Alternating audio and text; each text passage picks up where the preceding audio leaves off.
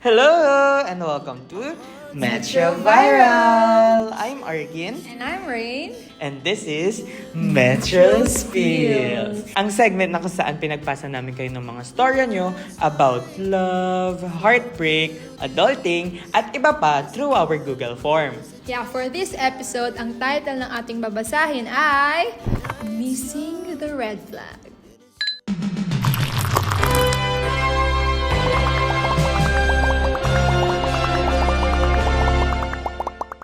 Hi! I'm not sure if kwento ba to or more like I need advice on something.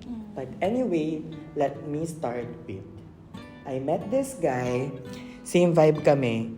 So of course, na-fall ako within days. Within days? Na-fall agad. Okay. I wouldn't say love at first sight because when I saw him, hindi ko naman siya type. Although pogi naman siya, pero kasi nung time lang na yon, I was not attracted to anyone. Kasi kontento na ako maging single. Grabe naman yon. Anong thoughts mo doon na within days, bigla na siyang na-fall or something? For me, I won't judge her na parang ano ba to full ka agad. Pero kasi we have different parang kung paano ka may in love sa tao. Like we have our own ways. Pero siguro kung ako yon, like kung yung word na fall, like siguro ang sabihin ko, like I got attracted to that guy. Parang more of the physical. Attributes ng mukha niya, o kaya yung personality din, di ba? So, eto na. The first months na we are together, so sila na. Sobrang saya lang ang light ng relationship. Para ko na siyang naging instant beshi. Pero he had to move sa different state for his nursing program. So, naging LDR kami. At doon na lumabas lahat ng red flags niya. At first, tinatry ko na i-excuse lahat ng red flaggy actions niya. Kasi nga, I love him.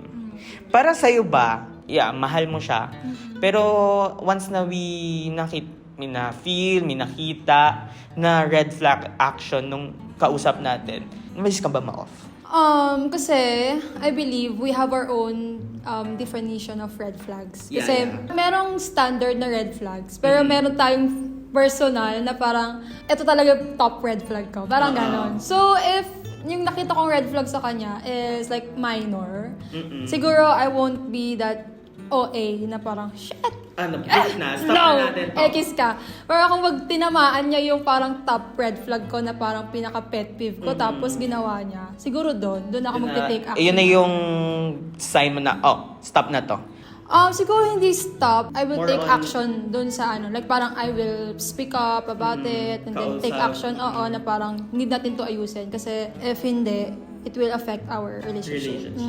Sana ganun din ang gawin niya. So, continue. Hi.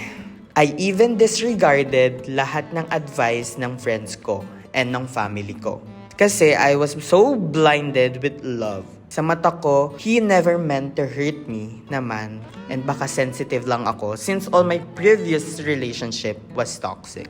Pero dumating na yung time na na-realize ko na parang may mali na talaga. Na even I couldn't excuse yun, yung mga actions niya, so I broke up with him. Pero eto na nga, syempre, tanga pa rin ako.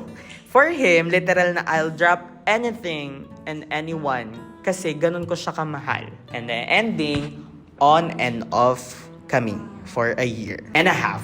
And naging sobrang toxic na namin sa isa't isa. Grabe. Parang binigyan mo na siya ng sign na baka pwede din siya magbago. Parang yun na yung kinalabit mo na siya na parang, oops, parang may mali na sa'yo. Sana pakiramdaman mo yung mga ginawa ko. Dapat mas lalo kayong nagkakaroon ng communication, lalo na't LDR kayo.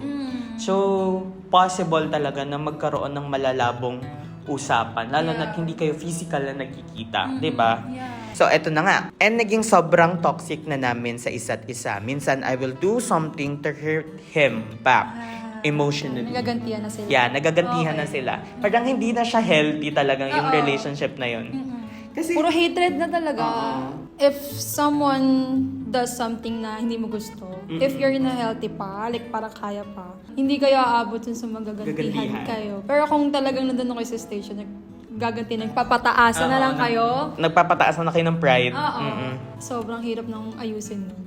So, eto. So, he broke up with me. Pero wait lang. Akala ko din that was it, we are finally over. And tapos na yung cycle.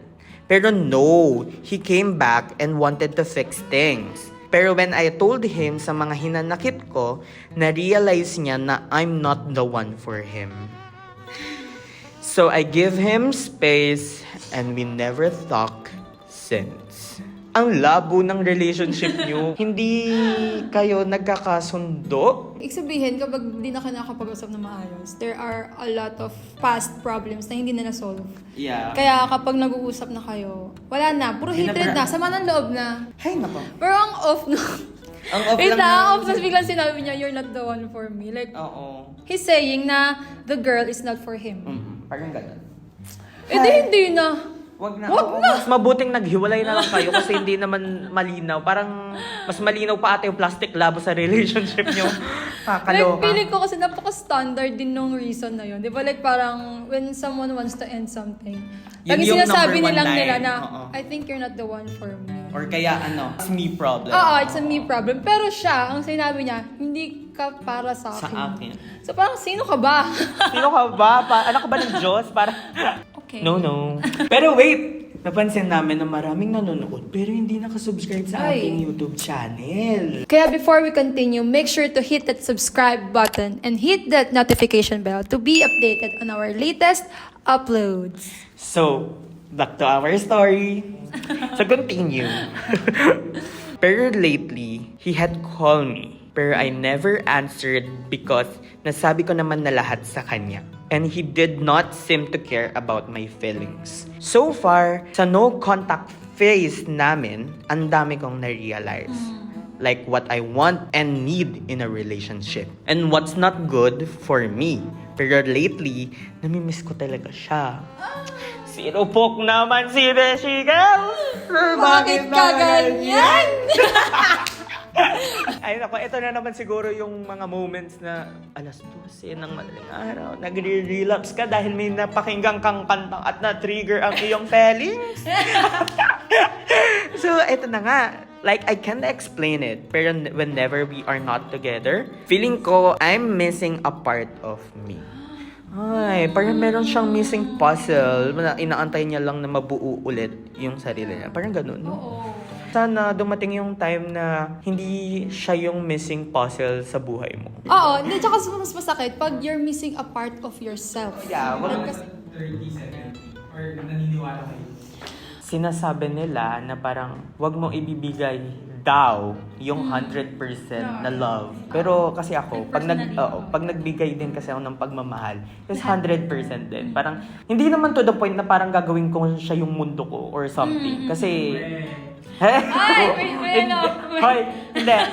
Wala, ganun. Natuto na ako sa past experience ko. Ay! Pero ako siguro personally, kasi NBSB kasi ako.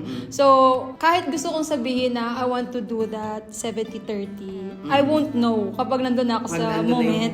Like parang, I think I'm gonna give my all kapag nandun na ako. Kasi first time. Eh siguro dun pa ako masasaktan, I'm gonna realize a lot of things. And dun pa ako matututo na, though, di ba, kahit parang standard na yun na parang, wag mo ibigay yung sarili mo lahat. Pero ako, nagmamahal ka lang talaga. Like, yun yung nature niya. Di ba? And part talaga ng journey is yung masaktan ka. Oo. Parang kung hindi ka nasasaktan, mahal mo ba talaga siya? Oo, nagmahal ka ba talaga? Oo, diba? nagmahal ka ba talaga? Back to the story. Yun nga, I can explain it. Pero whenever we are not together, feeling ko I'm missing a part of me. Like, no matter what I do, I still cannot move on. So, help, guys! And birthday na niya sa October. And I really want to greet him a happy birthday. But not in hopes na we will get back together. I don't know actually, sobrang confusing lang lately. Because all I wanna do is to tell him all the things he missed since we last talked. I know it's wrong, but I guess I just really want to know if this is normal. Kasi sometimes I feel na I will never get over him. Yun ang kanyang kwento. Hi. You're in a normal phase. Kasi, And it's normal din na maisip mo na, makaka-get over ba ako? It's all part of it. Part talaga siya. Baka mamaya hindi ko makalimutan. Baka habang tumatagal, lalo ko siyang mamiss. Kaya, I think, walang right advice for you na parang ito yung gagawin mo, ito dapat gawin mo. Like, you just have to feel the pain. Kasi part yan ng journey mo. Though, it's valid na a lot of people nakipag-break or going through of moving on phase, na gusto talaga nila umokay agad. Like, it's a normal, parang nature ng tao. Di ba? Kasi sino ba naman gustong makaramdam ng sakit? Sakit, oo. Di ba? Kasi hirap-hirap talaga, no? Like, everyday, di ba? Parang yun lang yung, dun ka lang, nakafocus ka lang dun, then yung hirap gumising everyday.